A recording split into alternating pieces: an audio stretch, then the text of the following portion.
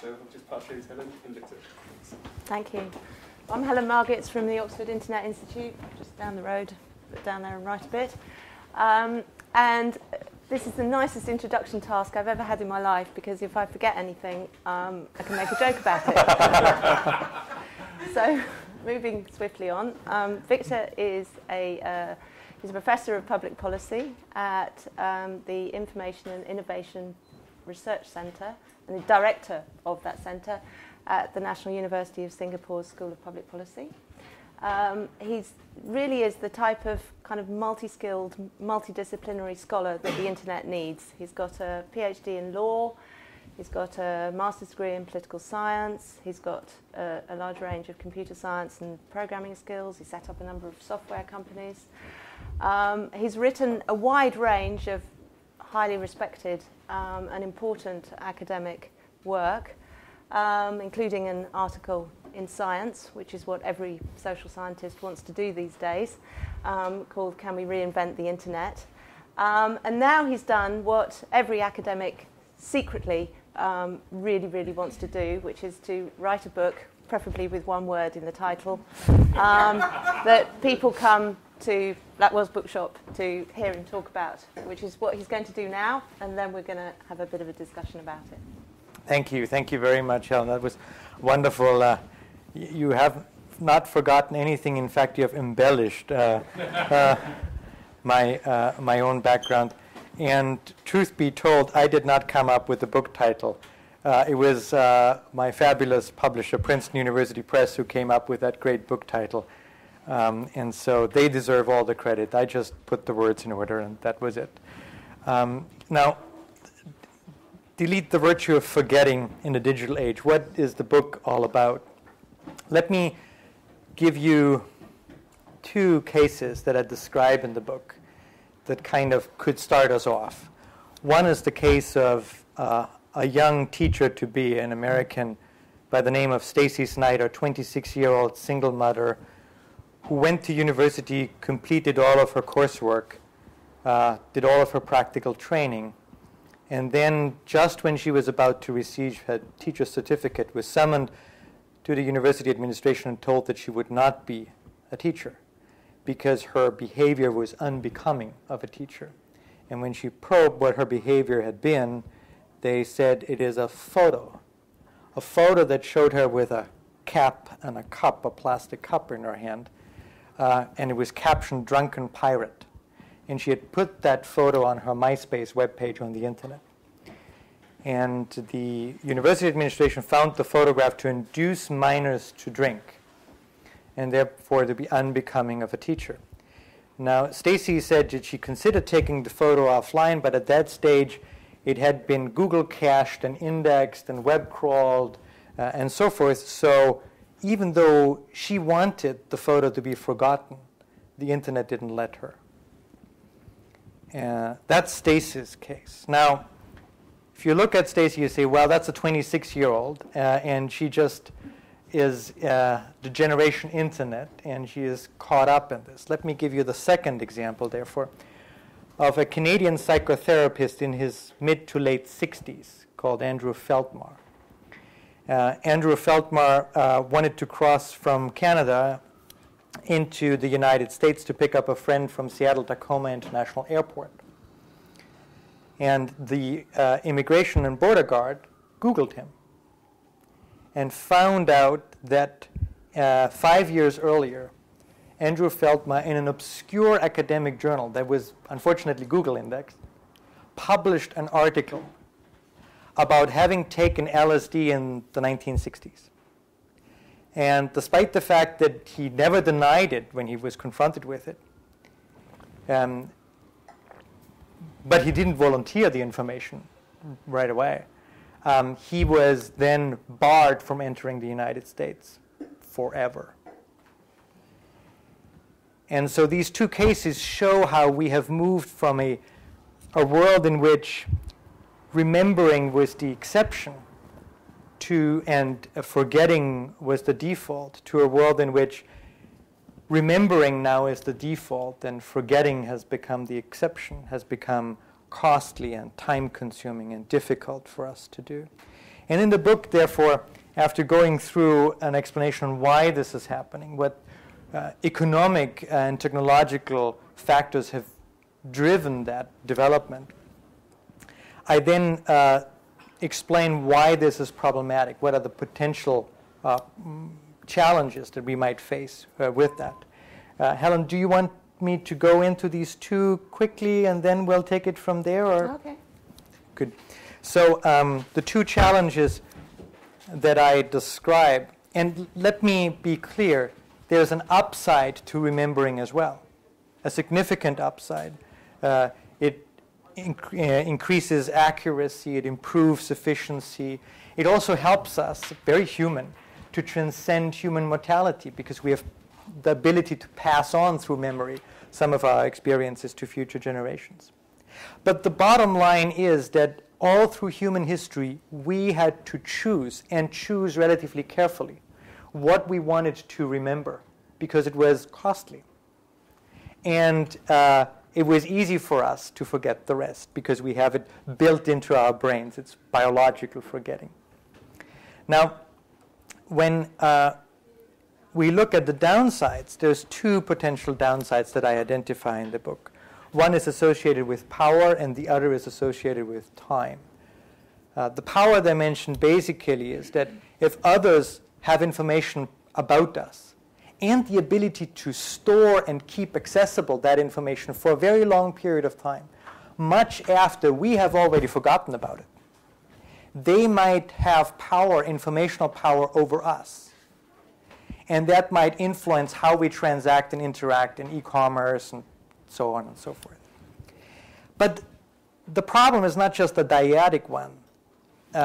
That brings me to Jeremy Bentham's idea of the panopticon. That is a prison in which the prisoners would be watched by prison guards, but would not know when the prison guards watched them or whether the prison guards watched them. So they had to assume that they are watched all the time, and therefore had to comply, that is, be well behaved all the time. And Bentham thought that this was actually a wonderful invention by which, with a minimum amount of effort, compliance could be achieved. There is a downside to the panopticon if we look at it from a digital perspective, as Oscar Gandy and others have done, and that is it creates a self-censorship regime in which we well behave. That is, we filter what we are saying all the time because perhaps somebody out there might take offense. And if that somebody is a potential employer, future employer, or a government agency, or a potential future partner, then that might be problematic. So there is a real threat of self-censorship, Oscar Gandy said. I see the situation with digital memory exacerbated, because now we don't have just a digital panopticon, we have a temporal panopticon, in which we need to be careful what we say, because 5 years, 10 years, 15 years down the road, we might be held accountable by what we said. If you think that's crazy, then consider that in the United States, in many universities, in many law schools, for example, students are actively informed and told to not post stuff on Facebook and other social networking sites that might decrease their chances of future employment. And so there is self-censorship already happening today. And I am concerned about this because that might impede our chances for open and robust public debate. The second the second challenge has to do with time. And this is a little more complex. It has to do with the fact that we humans are particularly bad with dealing with time in our memory. The moment we remember something, it's pretty fresh in our mind, even though that event might have happened 10 years ago and might have had no relevance to us in the present. But if we are reminded by it, let's say by looking at a picture, by reading a love letter of 10 years ago or so, the event comes back and with a certain freshness. Now, the problem is, before we remember something, we might sort of not know that we actually have the capacity to remember that event. We have degraded the link to that piece of memory in our mind. And it requires a particularly strong stimulus from the outside so that we remember. But once we remember, it's right back in our mind. And it can cloud our decision-making in the present. We know a little bit about that because there is a woman, as a handful of people, but a woman has been particularly studied, called AJ. And AJ has what is called perfect episodic memory. So if you ask her what happened, on a particular day, she can tell you when she woke up, what she had for breakfast, what was on television, who called her 30 years ago, for every single day. Now, this sounds great because then you never forget where you parked your car in the shopping mall. But the problem is, AJ doesn't see it as a blessing. She sees it as a curse. As a curse because perfect memory teaches her to an ever more detailed past, rather than letting her remain rooted in the present. She can only see, she says, the forest rather than the trees. She is missing her ability to generalize, to abstract, to evolve as a human being. All of her missed decisions, her bad, failed decisions are constantly present. And so she is really worried what she's going to decide next. Put in more abstract terms, cognitive psychologists tell us that if we have perfect memory, like AJ does on the episodic side, that might impede on our ability to decide and live in the present. It also, of course, impedes on our capacity to forgive, because forgetting and forgiving are connected. I did not know that. I thought they're separated. But the truth is, if we have forgiven somebody, we also forget. That's a way by which we discard an event in the past as irrelevant. Now, the third element, and then I shut up, the third element of the time challenge that I see is that insofar as our own recollection is incomplete, necessarily so because we forget, we generalize, we abstract, and the digital memory is more complete and more comprehensive, we might start to distrust our own human recollection of our past and trust more the digital recollection. The problem with that, as I see it, is that the digital recollection is both incomplete because it only captures what is digitally digitizable, what is digitally capturable. And there's no proof that the digital memory is authentic. It could be faked, and faked much more easily than analog memory artifacts. The problem is, in a world in which we believe digital artifacts more so than our own human recollection, those that control the digital artifacts, the YouTubes, the Flickrs, the Googles of the world, actually have control over our history. With that, I stop. Well, let's just take up that last point. I mean, yeah, there's all sorts of instances where that could be a bad thing. But isn't it also the case that it could actually be a very good thing? I mean, forgiving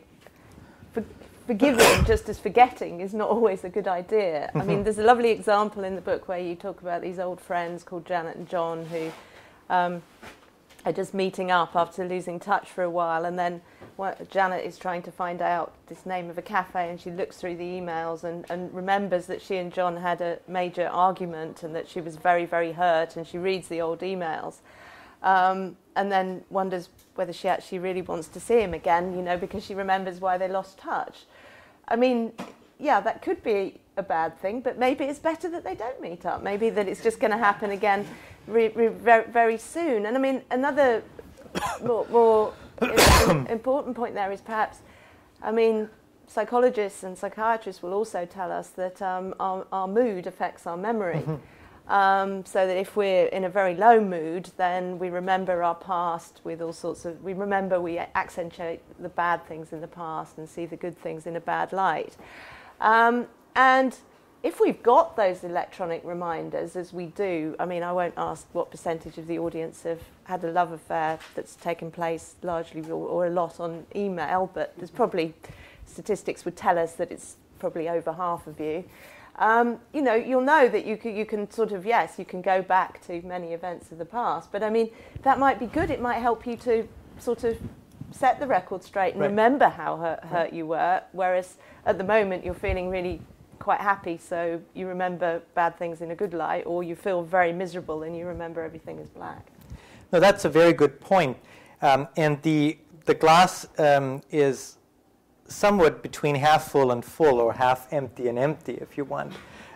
This is not a black and white situation in which remembering is all bad and forgetting is all good. And in the book, I suggest that what I'd like us to do is to just reset the default, so that the default is back to forgetting. And what we want to remember, of course we can and should remember. All that I want is to just make remembering a little harder and forgetting a little easier. Not by much, but just by a small tidbit. And the reason for this is, if I have love letters that I do want to remember, because they're wonderful, they remind me of a fabulous time, an important time in my life. In the analog world, I can put them in the shoebox and put them up the attic. In the digital world, if I want to preserve them, if I want to keep them, I can do the same thing. In fact, if I put them on my hard disk and put the hard disk up in the attic, that's perfectly fine. Or if I just put it in the lowest drawer of my office desk, that's fine too, because it requires that tiny bit of extra effort, taking the hard disk out and plugging it into my computer to retrieve it, so that I have to do a deliberate movement, a deliberate action to retrieve it. That's all that I want. What I am afraid of is, in the Janet and Joan example, our accidentally, continuously tripping over these artifacts of the past, and that they then cause our memory flashes, our flashbacks, when we least need them, because we actually have a decision at hand. I suppose, yeah, you might trip over the photograph album, I suppose. I mean, would there be a sense in which kind of organisational change and kind of collective change on the internet is doing the job for you? I mean, you could argue that all sorts of more collective ways that we used to remember are being kind of lost. You could say that organisations, they're much more informal, they have the boundaries are blurred, don't do filing anymore, and that applies to people as well. Don't do filing anymore, everything's just kind of, you rely on being able to search for it when you need it. And organisations, many types of organisation have a very different shape. You could argue that organisationally, where the internet is meaning that we forget more, aren't we, in those kind of situations? I wouldn't say that we forget more, but it actually that a lot of what we remember is skewed based on the way by which we store and retrieve it, by which we order it, by which we categorize it. So if in the past we would take an invoice or a letter and put it in a file and put it in a particular place, we would have a relatively easy way to retrieve it if we know the name and if we know the date or something. If we remember our filing system. Right, and if we remember our filing system. The problem that I see with the tools that we have is that implicit in whatever we use, search engines, Spotlight or Google or whatever, is a certain way by which they retrieve the results. And we don't know about that. We don't know the implications, the values, the preferences built into these retrieval softwares. And so we will recall certain types of information faster and more easily than other types. But it's not because of our doing, not because of our designing of a filing system. It's implicitly built into the off-the-shelf filing systems that we use.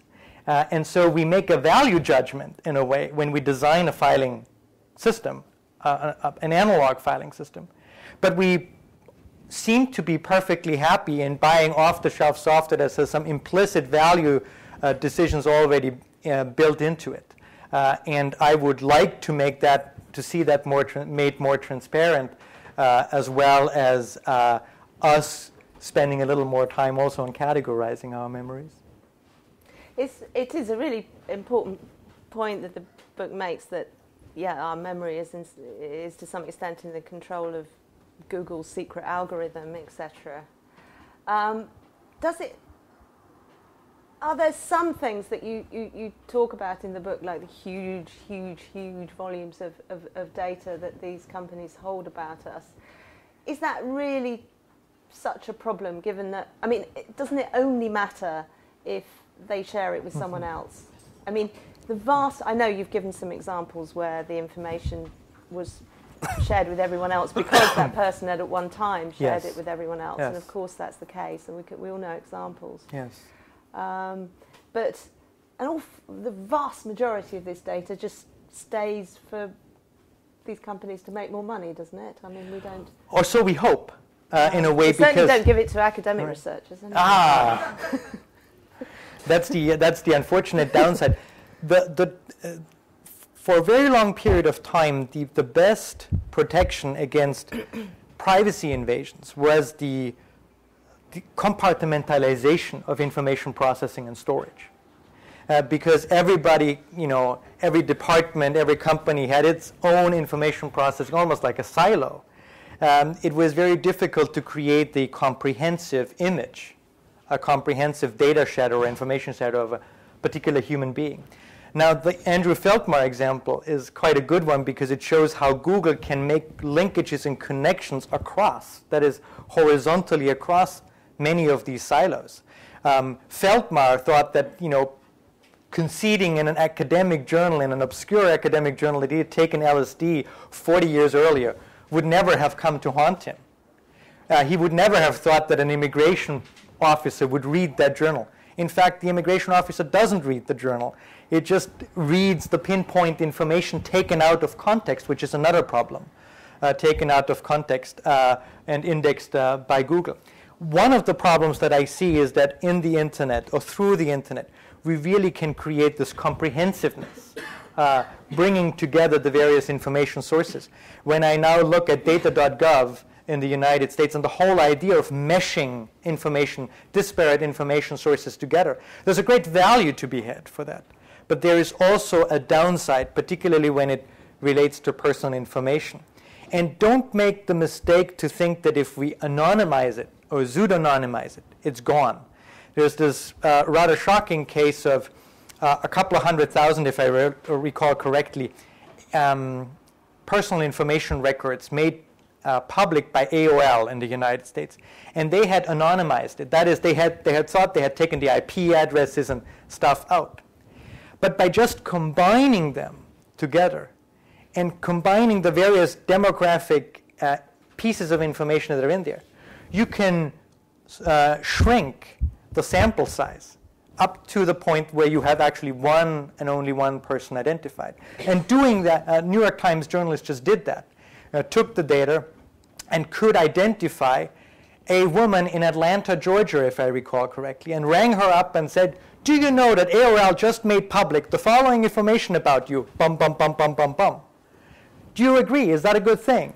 And of course she didn't, and it was a big story in the New York Times. But I think what it shows is that we now have a comprehensiveness in place that can be troubling. When I was in the United States doing a little book tour, I was on radio, and there was a call-in show. And usually when call-in shows, you get all kinds of interesting callers calling in and asking you interesting questions. But at that show, there was Talk of the Nation. A woman called in from California. It was quite a gripping tale, to be honest. She said, I have no proof, so I'm just retelling the story. She said, she's 29 years old. She was a juvenile delinquent, was sentenced to prison and served prison when she was 17, 18, and 19. She had been released from prison, went to a different place to live, a community that didn't know her, to start from scratch. Found love again, had another 3 children. She had 1 child before. Is perfectly happy, completely integrated in her new community. And then one day, her 13-year-old daughter came home crying, telling her that her classmate had Googled her and found her mother's prison mugshot online. Not by the Department of Correction in the state of California, but by a private internet company who thrives on obtaining these mugshots from public sources and then keeping them and keeping them online for decades, including the names of the people. And so you can search it, and so people do search it, like employers search the site and so forth. And they have banner ads, so that's how they make money. Now, that is a very interesting case, because she said, look, my children are being ostracized in school. They're losing all their social ties. I fear that I can't go on the street anymore. This is a closely knit society here, a closely knit community. And they didn't know that I am an ex-convict, and now they do. What am I supposed to do? Because the state of California has expunged, or has said, expunged the record, or said, you have a second chance. But there is this private company who is not letting me.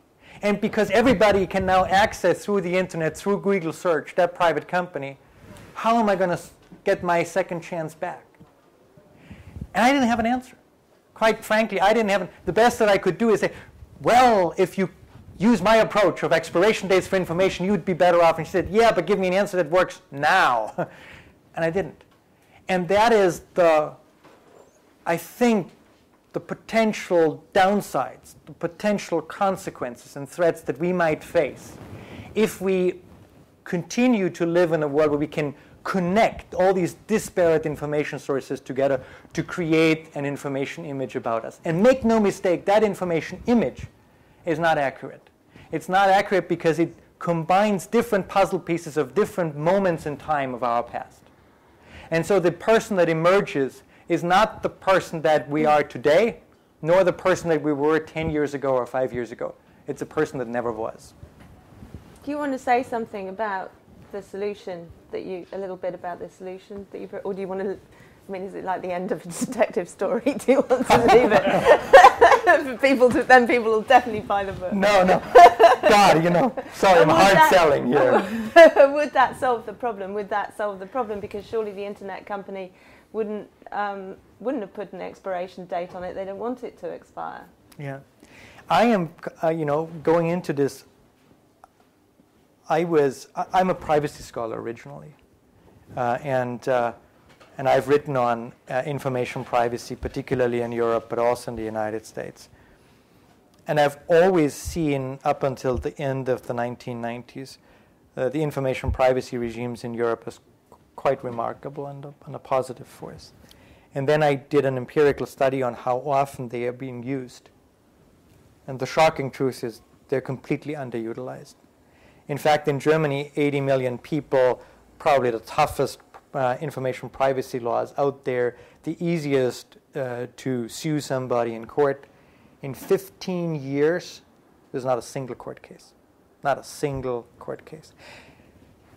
Now, that means that information privacy rights may not be sufficient to deal with the problem of digital remembering, especially because they always look at a dyadic relationship, a relationship between an information processor and a data or information subject.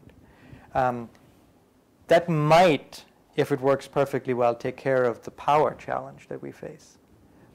But it doesn't do diddly with respect to the time challenge that we also face. And so I was dismayed that information privacy rights, but it's the truth, dismayed that information privacy rights won't work. Information ecology norms, that is reducing the amount of information out there through regulatory mandates, unfortunately have been reduced dramatically post 9/11 in an age of information retention. And they also go against the paradigm of transparency that I think we seem to subscribe in our society at this point in time. So they're not much help either. And so then I hoped, among other things, so I looked at technology, and technology really doesn't help either. So I said, maybe digital abstinence, maybe President Obama, is right in saying don't publish on Facebook. But there's the self-censorship side. And then I'm also worried that if we follow that, we shortchange and we give short shrift to the value of the Web 2.0 tools that we have available for us. Should we really not get the value out of those, get the value out of the internet? Isn't this all about information sharing? So rather than not sharing, could we share but with some conditions attached to it? And my hope was that we could just share but kind of like become enlightened. I called it cognitive adjustment in the book. And that was the idea that I went into when I went into this research, that we would eventually cognitively adjust, like Dana Boyd has said. And the more I talked with cognitive psychologists, the more skeptical I got. Because they told me, this is not about values. We can adjust values on gay marriage, on emancipation, liberation, race, all this. No, this is about how we humans process information. And that's much harder to adjust. So I was like, oh, gosh. Okay, so what are we going to do now? So the best that I can come up with, but it's not a silver bullet. So this is not a good selling point here for the book. I don't have a silver bullet. But the best that I thought we can do is to revive forgetting. That is to create functions, to create mechanisms on an individual, on a societal, on a technological level to make it easier for us to forget and a little bit harder to remember. And one way of doing that, one sort of boilerplate way of doing that, is expiration dates for information. That is having a date that you attach to a piece of information, a file, that you select, that you choose, and when that date is reached, the information would expire. As a default, as a rule. And then there's lots and lots of exceptions, of course, for archives and law enforcement and government records and medical records and so on and so forth. But this would kind of set down the general rule, like the general rule of the Freedom of Information Act is that you make information available and transparent if it doesn't fall within a certain number of categories. And so there is a clear default and exception balance. So that's, I guess, the best that I can do. I have another of other variations of that, digital rusting and the digital shoebox in the attic and so forth. And we can go into if you're interested. But I have to admit, this might take care of some of the time challenges and even perhaps some of the power challenges. But it's not going to solve the problem. The problem, I think, we can only solve if we have a sustained societal debate about the issue of digital remembering and digital forgetting. And that's why I'm so glad, Helen, that we can have this conversation here and that you are pushing me a little bit and saying, but isn't there a good a reason for remembering and so forth? Because that's exactly the debate that we need to have. And if at the end of the debate we come to the conclusion that digital memory is a good thing and I was wrong, then I'll accept that. Good. Well, let's widen the debate. I'm sure lots of